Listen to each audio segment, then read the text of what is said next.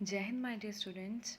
Today we will discuss our Marigold chapter number 1. The name of the chapter is Ice Cream Man. So let's start reading this chapter.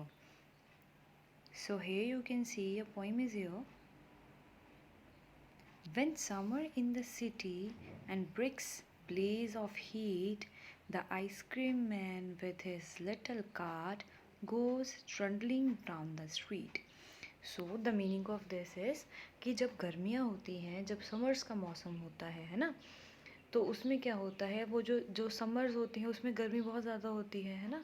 सूरज की जो rays होती हैं वो इतनी heat generate करती हैं कि जो हमारी वॉल्स होती हैं, हमारी जो दीवारें होती हैं, हमारा जो अर्थ सरफेस होता है ना, जो हमारी ज़मीन होती है, वो एकदम क्या हो जाती है, धूप से गर्म हो जाती है ना।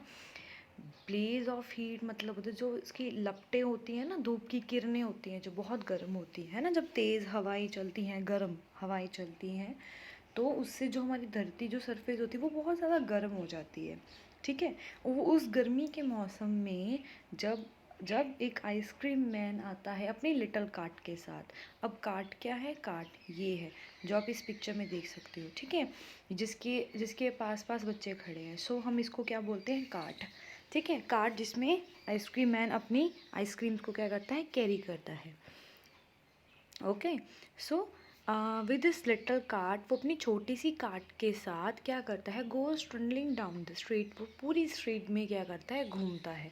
Okay, beneath his round umbrella, और what a joyful sight to see him fill the cones with mounts of cooling brown and white. अब वो क्या करता है, जो उसकी कार्ट के ऊपर एक छोटा सा अम्ब्रेला है, थे ना, तो now you can see over here एक छोटा सा अम्ब्रेला है। उस अम्ब्रेले के नीचे वो उसकी पूरी की कार्ट होती है, और वो उसके अंदर वो बच्चे क्या कह रहे हैं, अपनी अपनी फीलिंग कैसे एक्सप्रेस कर रहे हैं कि उसकी कार्ट के ऊपर जो छोटा सा अम्ब्रेला लगा होता है, बच्चों को उसके अंदर खड़े होके बहुत अच्छा फील होता है ना।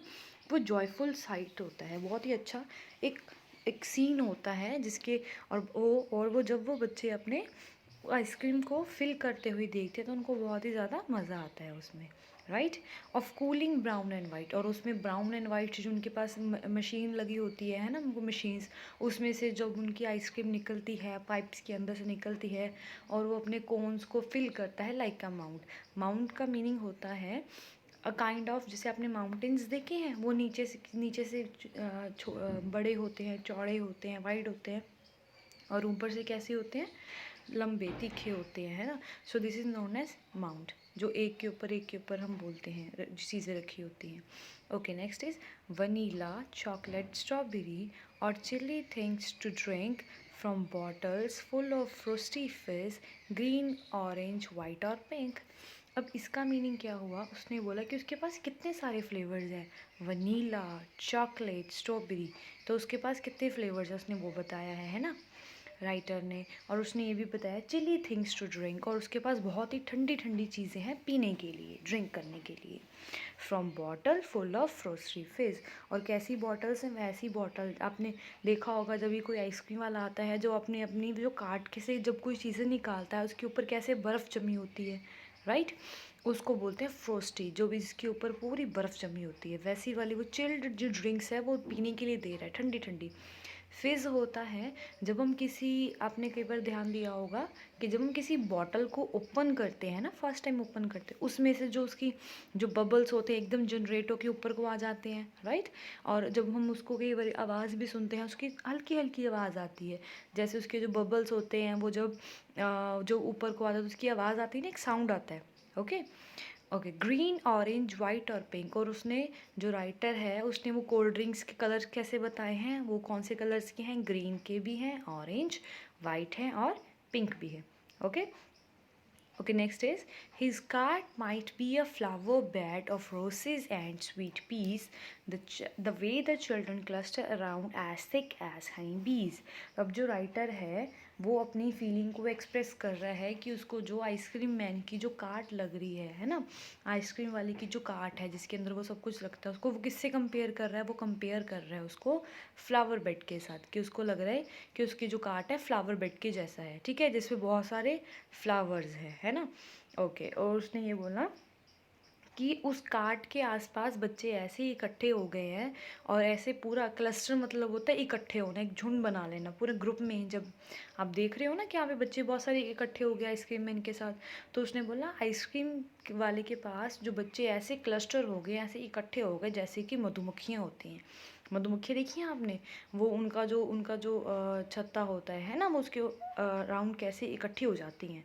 तो उसने किसके साथ कंपेयर किया था, मधुमक्खियों के छत्ते के साथ। किसको, बच्चों को, right. So this is about your story, and read this story again and understand the meanings, okay. And underline the also difficult word, जो जो आपको इसमें वर्ड डिफ़िकल्ट लगते हैं उसको अंडरलाइन करो, राइट। चलो, आपकी स्टोरी तो ख़त्म हो गई। अब हम न्यू वर्ड सीखते हैं कि हमने इस स्टोरी में कौन कौन से न्यू वर्ड सीखे। हमने पहला वर्ड पढ़ा था ब्लेज। ब्लेज का मैंने मीनिंग बताया था कि ब्लेज का मतलब होता है बहुत ही चमकदार, bright flame you can say. Flame जैसे मैंने आपको इसको साथ कंपेयर किया था, जैसे सूरज की किरणें बहुत ही तेज़ जब आती हैं, है ना, तो उससे गर्मी जनरेट होती है, तो उसकी रेज होती हैं। सो वैसे ही कोई चीज़ें, जैसे जब हम जिसको बोलते हैं कि लपटें निकल रही हैं ना, आग की लपटें, तो this is a word. Trundling means होता है आपने जो आइसक्रीम मैन की कार्ट होती है, आपने कार्ट देखी होगी, कार्ट उसकी बहुत बड़ी होती है, उसके कंपैरेटिवली जो उसके जो टायर्स होते हैं वो छोटे होते हैं, चौड़े होते हैं और छोटे से होते हैं। सो इसका कंपैरिजन वहाँ से करा गया है, राइट।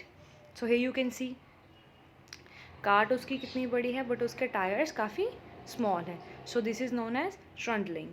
लाइकवाइज माउंट, माउंट का मीनिंग भी आपको स्टोरी में बताया गया था कि it's a kind of heap and pile. Heap मतलब एक के ऊपर एक। आपने आइसक्रीम देखा है, जब हम आइसक्रीम खाते हैं तो वहाँ पे जो हमें एक स्कूप निकाल के देते हैं, है ना, तो वो एक के ऊपर एक रखते हैं, राइट, और उसकी वो हीप बन जाती है, एक माउंट जैसा बन जाता है, राइट, उसको हम बोलते हैं माउंट। लाइकवाइज फ्रोस्टी फ्रिज, फ्रोस्टी मतलब होता है बहुत ही जमा हुआ, जिसके ऊपर बर्फ़ जमी हो। फिज़ होती हैं जो उसके बबल्स की, जो बबल्स का आवाज़ आती है जब हम किसी चीज़ को ओपन करते हैं ना, किसी भी कोल्ड ड्रिंक वगैरह को आपने देखी होगी, जब वो ठंडी होती है, हम जब उसका कैप जब ओपन करते हैं तो उसमें से एकदम बबल्स ऊपर को आ जाते हैं, उसका साउंड को बोलते हैं fizz, right. Now the cluster, meaning of the cluster is gather around group of similar things, जैसे कि एक जगह इकट्ठे हो जाना, है ना, झुंड बना लेना, किसी चीज़ के इर्द गिर्द हो जाना, ओके। सो आपने न्यू वर्ड्स भी सीख लिए, आपने पोएम भी पढ़ ली। अब हमने क्वेश्चन आंसर डिस्कस करेंगे, okay. Okay, so first question is, in which season is ice cream popular.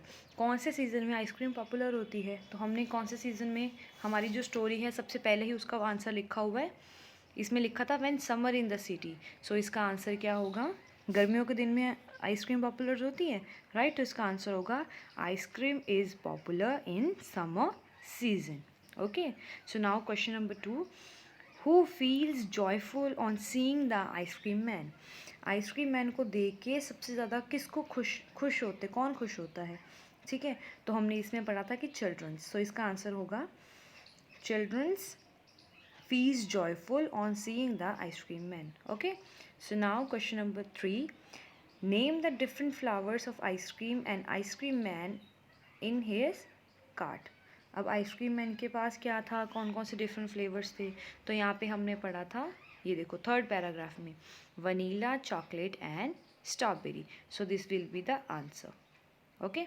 Now the question number 4, what are the two things that the ice cream man is selling। अब इस question में पूछा गया है कि ऐसी कौन सी दो चीज़ें थी जो आइसक्रीम मैन अपने कार्ट में बेच रहा था, या आइसक्रीम मैन बेच रहा था। तो इसका आंसर भी हमने पढ़ा था। एक तो फर्स्ट वो क्या बेच रहा था, आइसक्रीम बेच रहा था, और वो क्या बेच रहा था, वो कोल्ड ड्रिंक्स भी बेच रहा था। हमने यहाँ पे उनके नेम्स पढ़े थे ना कि कौन कौन से कलर्स के हैं, green, orange, white and pink, third paragraph में, राइट। तो इसका यही आंसर है, ice cream man was selling ice cream and cold drinks. आप इसका आंसर सिंपली भी लिख सकते हो, ice cream and cold drinks, okay. Now the question number 5, what is the ice cream cart compared to in this poem, in the poem. कि जो ice cream man की जो कार्ट थी, है ना, उसकी जो गाड़ी थी, उसको किसके साथ कंपेयर किया गया है इस पोएम में। तो हमने लास्ट में पढ़ा था ना, लास्ट वाले पैराग्राफ में, his cart might be of a flower bed. तो उसकी जो कार्ट है वो कैसी लग रही है बच्चों को, फ्लावर बेड के जैसी लग रही है, जिसमें बहुत सारे डिफरेंट डिफरेंट कलर के फूल होते हैं, राइट। तो इसका आंसर क्या आएगा, the ice cream cart compared to a flower bed, और आप सिंपल भी लिख सकते हो, it is compare to a flower bed, right? So this is all about your story. I hope you understand the story and you enjoy it also. Okay, now what you have to do, you have to read it again.